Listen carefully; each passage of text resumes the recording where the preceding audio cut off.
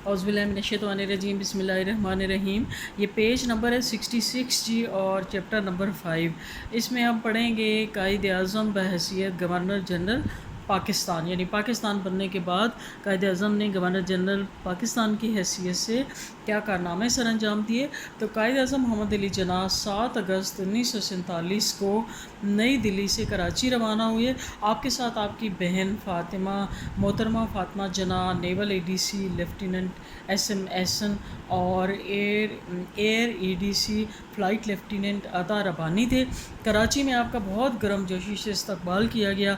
इस वक्त आप सफ़ेद शेरवानी के नीचे सफ़ेद कमीज़ शलवार पहने हुए थे, सर पर जना कैप थी और गवर्नर हाउस जो था सिंध में वो उनके लिए खाली कर दिया गया।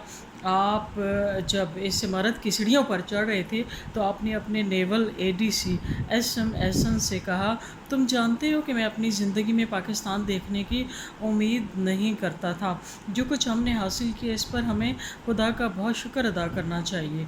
और शहर में उस रोज़ जश्न का समा था। लोग तमाम दिन रात गवर्नर हाउस के बाहर चक्कर लगाते रहे और अपनी खुशी और मसरत का इजहार करते रहे। कायद-ए-आज़म मोहम्मद अली जिन्नाह 14 अगस्त 1947 से 11 सितंबर 1948 तक पाकिस्तान के गवर्नर जनरल यानी पाकिस्तान के सरबराह रहे और आपने इस पीराना साली के बावजूद, इंतहाई कमज़ोरी और बीमारी के बावजूद जिस ताज़ा जज्बे और हौसले से काम किया, इसकी मिसाल हमें कहीं नहीं मिलती।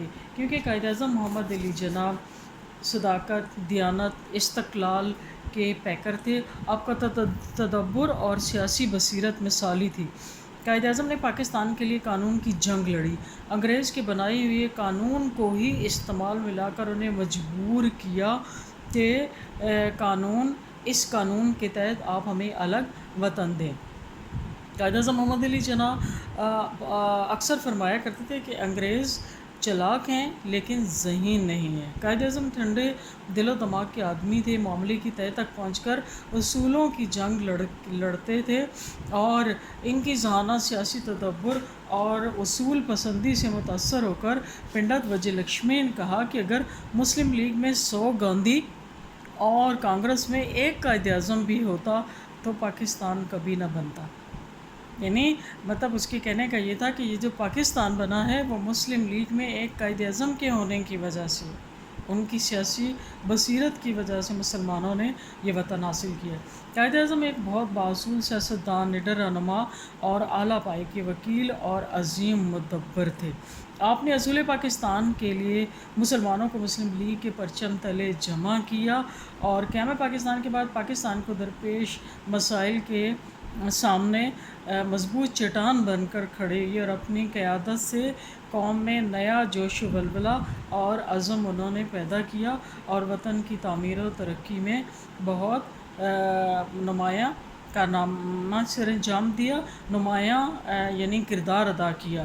तो इसी वजह से इन्हीं के लिए अल्लामा इकबाल ने फरमाया था, निगाह बुलंद सुखन दिल नवाज जाँ पुरसोज़, यही है रफ्ते सफ़र मेरे कारवां के लिए। तो कायद-ए-आज़म मोहम्मद अली जिन्नाह गवर्नर पाकिस्तान बनने के बाद उन्होंने पाकिस्तान के लिए जो इक़दामात किए वो मदरजा झैल हैं, यानी हम एक एक करके पढ़ते जाएंगे। उसमें पहला है कायद-ए-आज़म बहैसियत गवर्नर जनरल पाकिस्तान, बहैसियत गवर्नर जनरल पाकिस्तान के 12 अगस्त के इजलास में दस्तूरिया ने कि आइन साज असम्बली का पहला इजलास 11 अगस्त 1947 को कराची में मुनक़िद हुआ। इसमें कायद-ए-आज़म को दस्तूरिया का सदर मुंतखब किया गया।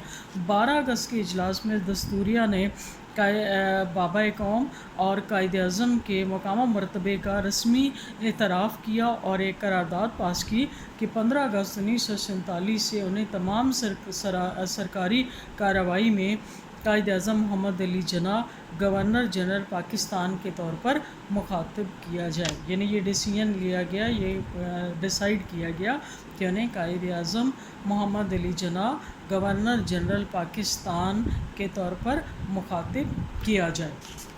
उसके बाद अगला पॉइंट है जी इंतकाल इक़्तिदार की रस्म। 13 اگست کو ماؤنٹ بیٹن مملکت پاکستان کو حکومت برطانیہ کی طرف سے اقتدار کی منتقلی کی رسم ادا کرنے کے لیے کراچی تشریف لائے۔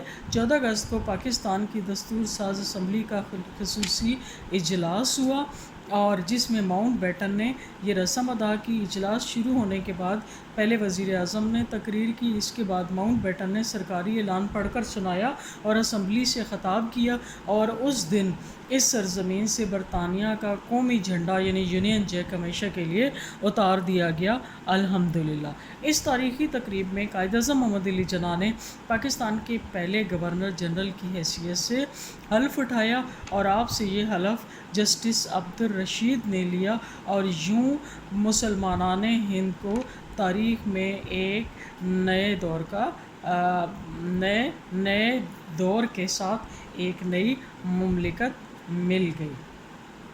ٹھیک ہے، اچھا، تو قائد اعظم محمد علی جناح نے جو تھا اپنے پہلے خطاب میں لوگوں کے اندر موجود ان برائیوں کا کہ جو وہ بہت زیادہ بری طرح ڈسلائک کرتے تھے، ان کا ذکر کیا، اور انہوں نے فرمایا کہ ہندوستان اس وقت جن دو بڑی لعنتوں سے دو چار ہے، ان میں ایک رشوت اور بددیانتی ہے۔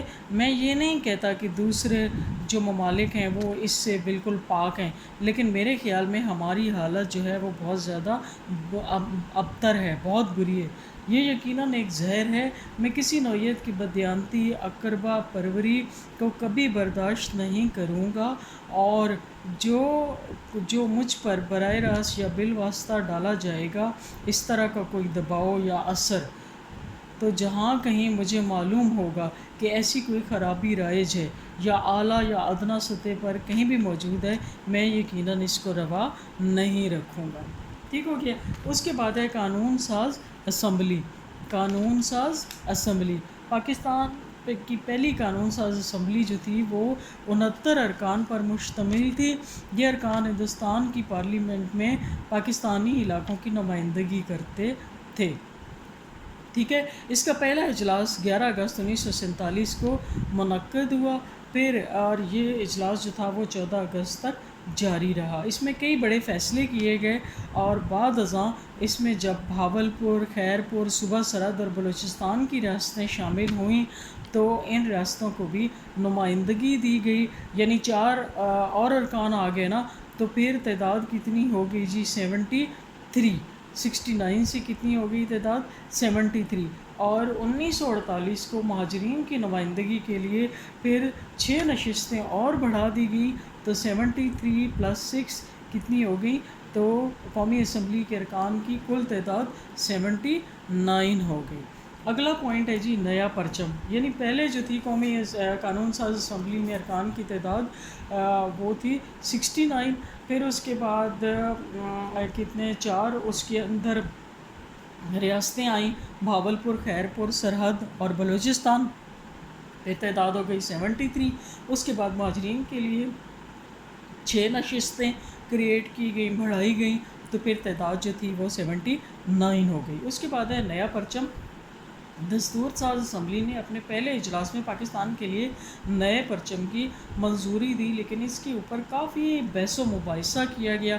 پہلے تو یہ خیال کیا گیا کہ جو مسلم لیگ کا پرچم ہے، یعنی یہ چاند ستارے والا سبز کلر کا، وہ ایز اٹ از پاکستان کا پرچم بنا دیا جائے، لیکن پھر یہ سوچا گیا کہ ایک مملکت اور ایک پارٹی کے فلیگ میں تھوڑا سا ڈیفرنس ضرور ہونا چاہیے، اور اس کے بعد یہ سوچا بالآخر مسلم لیگ کے پرچم میں اقلیتوں کی نمائندگی کے لیے سفید رنگ کا اضافہ کرنے کا فیصلہ ہوا، اور ماؤنٹ بیٹن کی تجویز پر پھر ہلال اور ستارہ کا جو رخ تھا وہ تقریباً 45 ڈگری گھما دیا گیا، اور یوں پاکستان کے لیے نیا پرچم ڈیسائیڈ ہو گیا۔